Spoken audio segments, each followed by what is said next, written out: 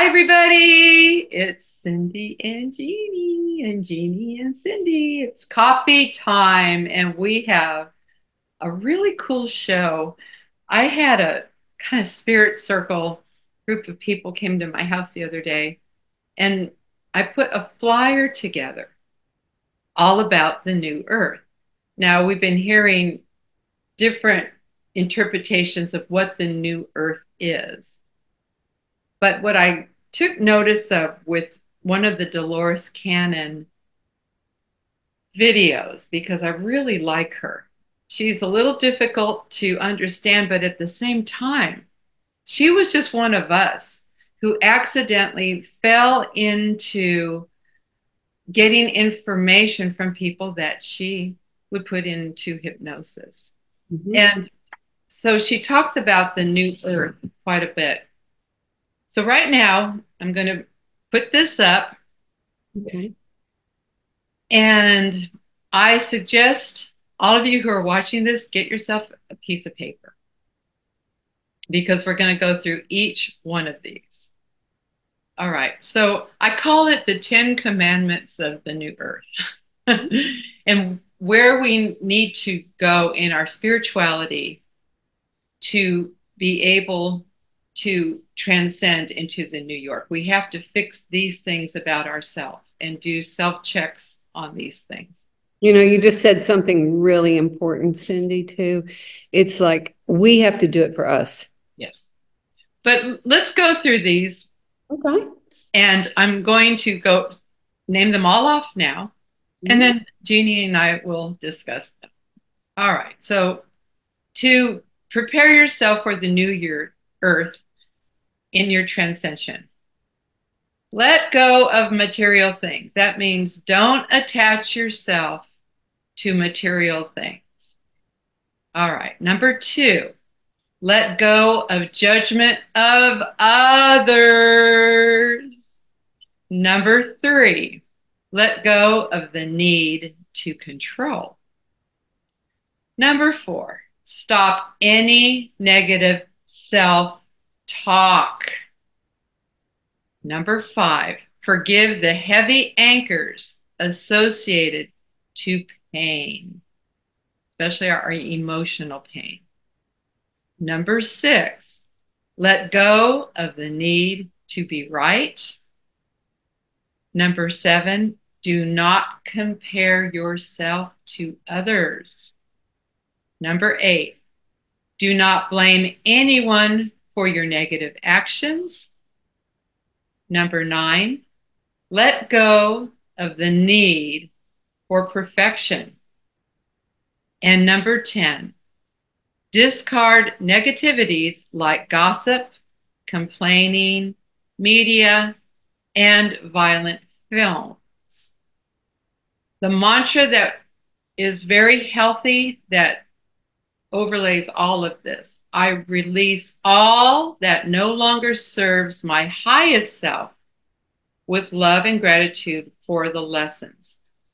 At the end of this talk, I will leave this list up for a minute so that you can double check if you want to copy it.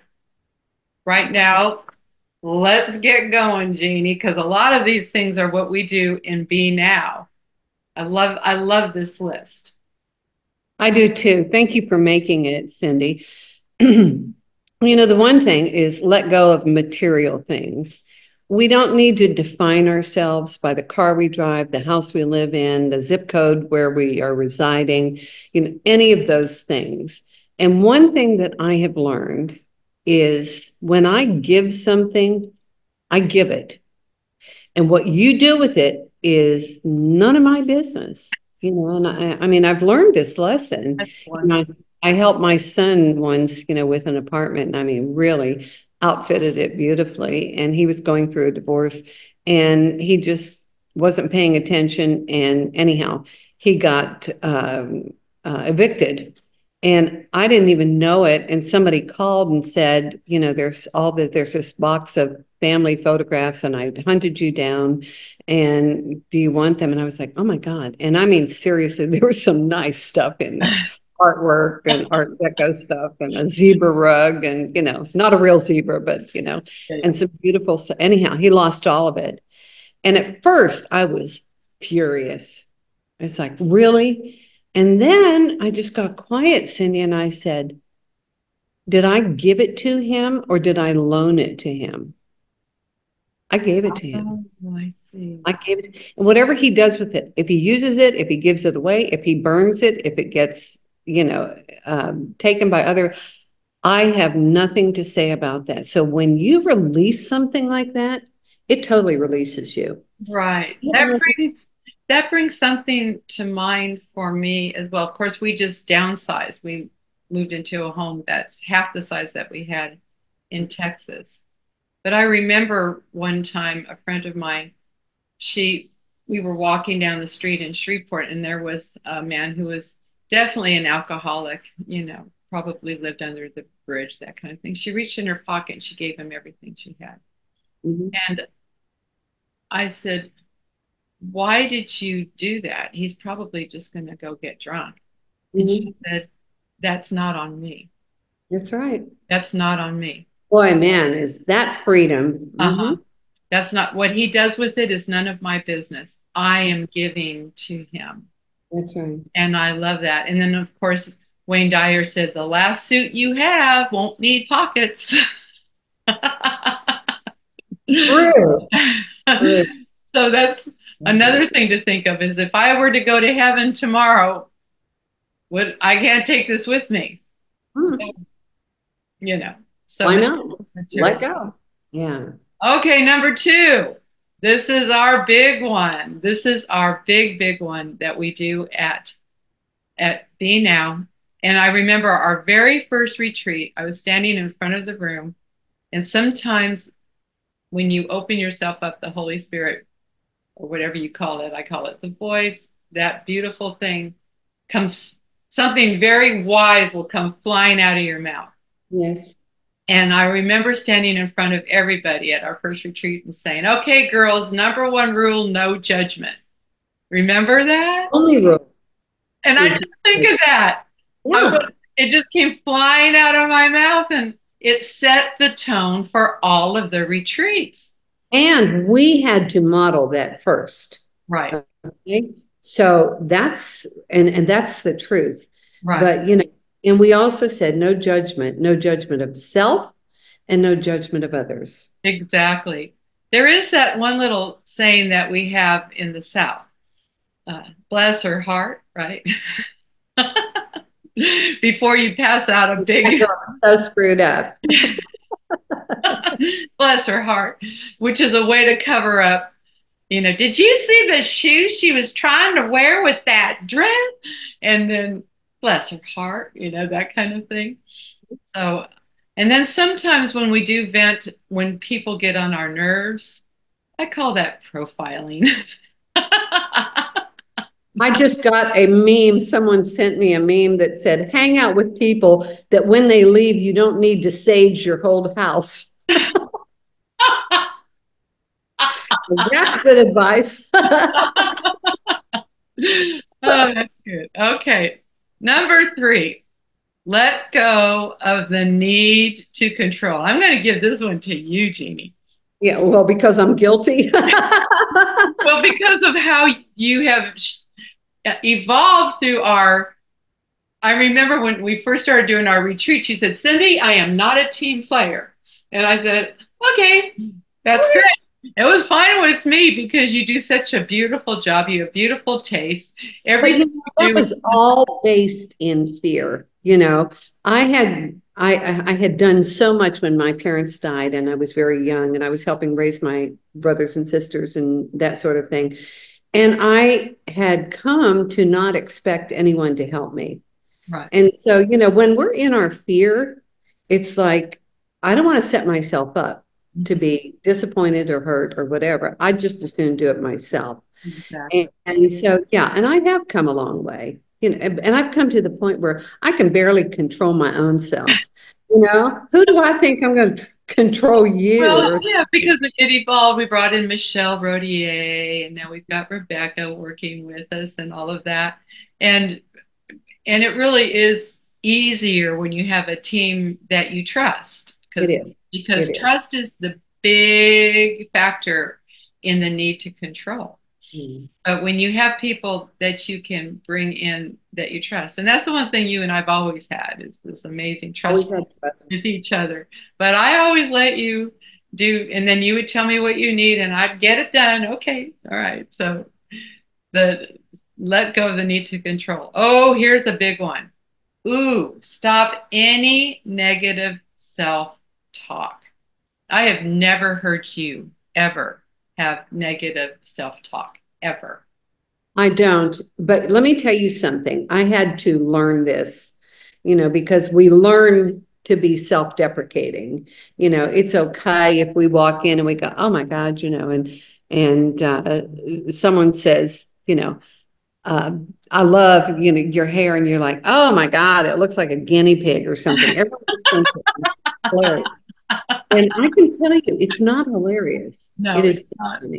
But you're always funny. You're so But it's well accepted. But if I were to walk in and go, "You know what, Cindy, my hair has never looked better," and people go, "Get a load of her," right? well. It's There a is a compliment. wonderful book that's been out Oh, like 30 years by Shad Helmstetter, and you can find it on used book things. And it is called What to Say When You Talk to Yourself. oh, no kidding. It's a great book. Yeah. Okay, well, I learned that one day in high school. This real cute girl, she had her hair all pulled up and she had it real cute. And I said, "Oh, your hair looks nice." And she goes, "Oh my God, it's so dirty."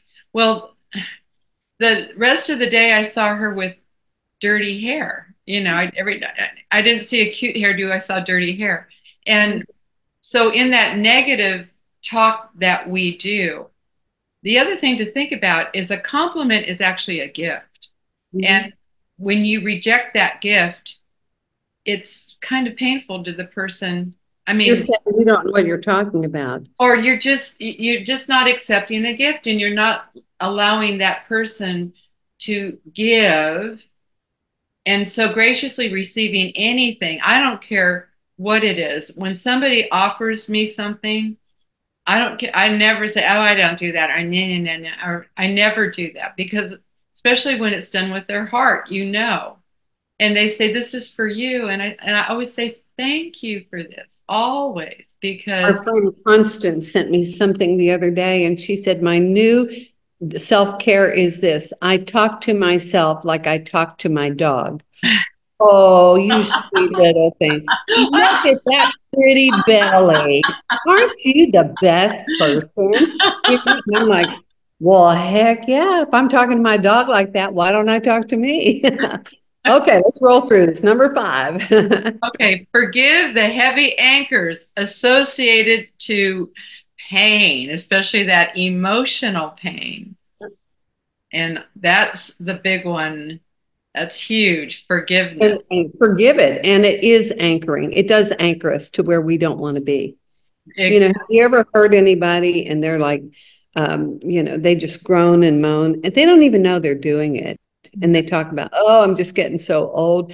I mean, honest to God, when I met Joe, and he was he was a competitive bicyclist, he was an athlete and stuff like that. But he'd get out of the car and he'd go, "Ugh," and I go, "What was that? What?" And I said, "You sound like an old man who's on his deathbed." And I mean, I just called him on it every time. I said, "You don't need sound effects to get out of the car." Right. But Well, we yeah, do that stuff, and it keeps us anchored and stuck. right. It does.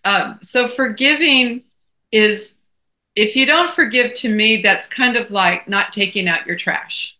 That's it. Just gets worse and worse, and then the bugs come in, and the smell gets worse, and then you might as well stick your head in it and just wallow in it. Yeah.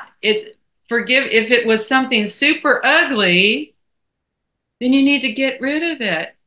Sometimes I get in the shower when I'm angry at something and I just get baptized. I Baptized. I start baptized, getting baptized, clean that crap off of me, right?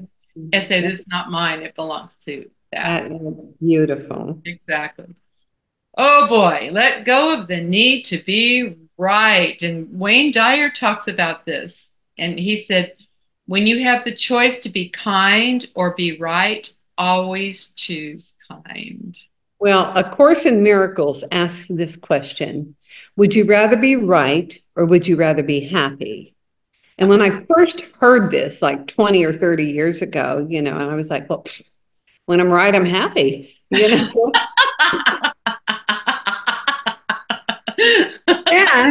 And I like woke up and went, if I can only be happy if I think I'm right, then it follows that somebody else has to be wrong. Yeah, And taking that a step further, Cindy, if I don't think I'm right, happiness is not in my life. exactly. So it's just, give up the need to be right all the time. Oh, yeah. Yeah. Because everybody looks at things differently. I just got somebody that I love dearly just sent me this political thing because this person I love dearly is trying to talk me into hating somebody that I don't hate. I'll just put it that way. And I'm not going to do that. But the reason is because this person wants to be right. That's right. And so let it go. Do not compare yourself to others. Oh my gosh, I have this friend who told me that she can do something much better than I can. And Okay. yeah, and I said, apples and oranges, Yeah. apples and oranges. That's my, when people want to compete with me, because I don't like to compete.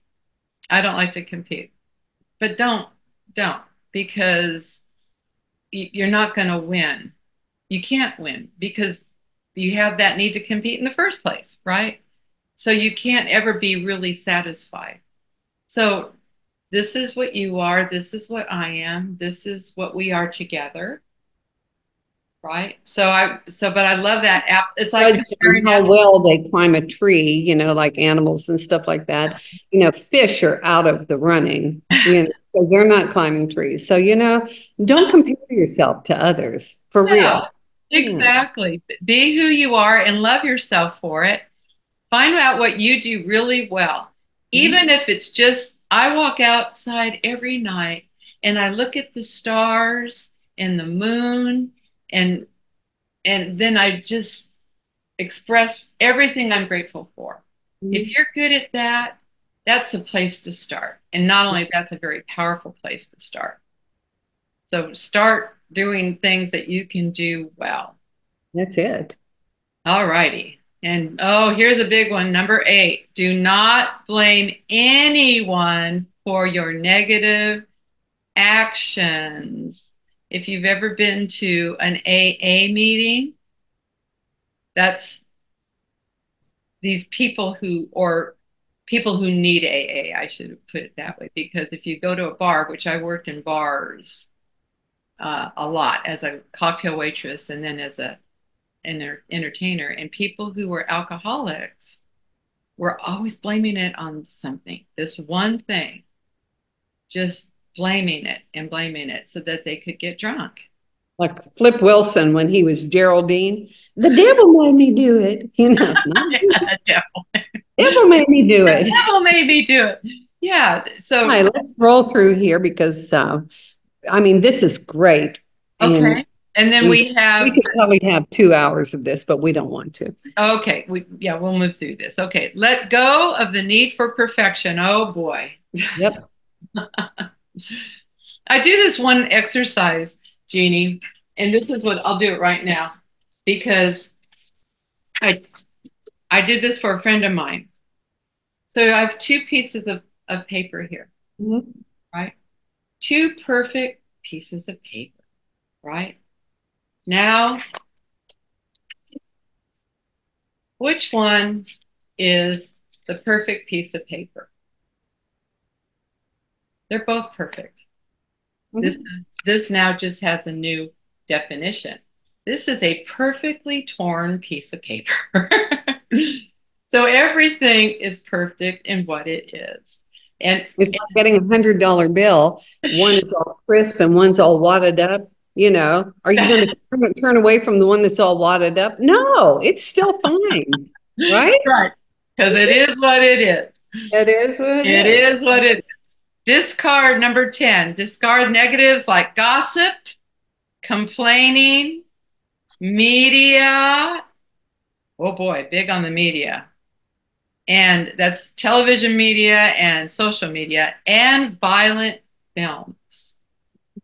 Films that are ugly, where you're witnessing people being ugly to each other because, I can never watch anything about torture. oh no, I just oh can't God, watch. I have walked out of so many movie theaters I that have to. that I have, have torture in it. No, I'm not watching it. I'm no, not putting that in there. because you can't unsee it. You No. can't unsee it. And these days things are so graphic. But so the opposite of that is with the media is well, we know that the serotonin levels in your body, which strengthen your immune system, they go up when you witness a kind act, when you receive a kind act, or you perform an act of kindness. So all of those bring it up. That's why when you feel bad at a film, because those aren't acts of kindness, right? Mm-mm. Now, some movies you can watch it to the end, and then you see that we love those movies where the bad guy has this transformation. Yeah, it resolves itself. But Dr. Donald Curtis, who was a Hollywood actor, and then he had come to Dallas and became the unity minister of the big thing. And he was Oh, my wow. first unity teacher. But because he had been in the film industry and entertainment, and he said, it's like you're sitting in a movie theater and you're watching all this stuff, and you're like, no, I don't like that. It's your life. And he said, get up, go to the next movie theater. He said, you're in charge. You can hire the supporting actors. You can rewrite the script. You can scout out a new location. You can create the life that you want. But you have to realize that it's up to you, which goes back to everything we just talked about. Don't blame others. Don't gossip. Don't compare yourself to somebody else. All of these things. You choose the script for your life. Yes. Talk about, say the affirmative statement, if you will. Okay. I release all that no longer serves my highest self with love and gratitude for the lessons. Yep, the Because life. Yeah. this human experience, it's a Mhm, school. mhm, It's a yeah. school. We're born divine. We are beautiful, divine creatures. And then we acclimate to this human experience. And then when we wake up again, we remember that we are divine. That's what the whole thing is about. And this is a beautiful way to self check. Where are you with these 10 new earth commandments that you need to work on? Mhm, And mhm, if you need to work on it, love yourself through it because there is a beautiful new earth that is right around the corner. And you can go on YouTube. Eckhart Tolle wrote a book about it. The new earth that we are creating in the spirit of love. that's We're right. all Thank doing you for doing this. Thank you for bringing this in today, Cindy. I just love that about you. I admire you so much. Respect you. That's totally sincere. Thank you. Thank you. The new earth, write it down, and we're going to leave it up for a couple minutes for people to copy. Okay. Okay, great. Love Thank you. you. Love you too. Okay. Bye. Bye bye.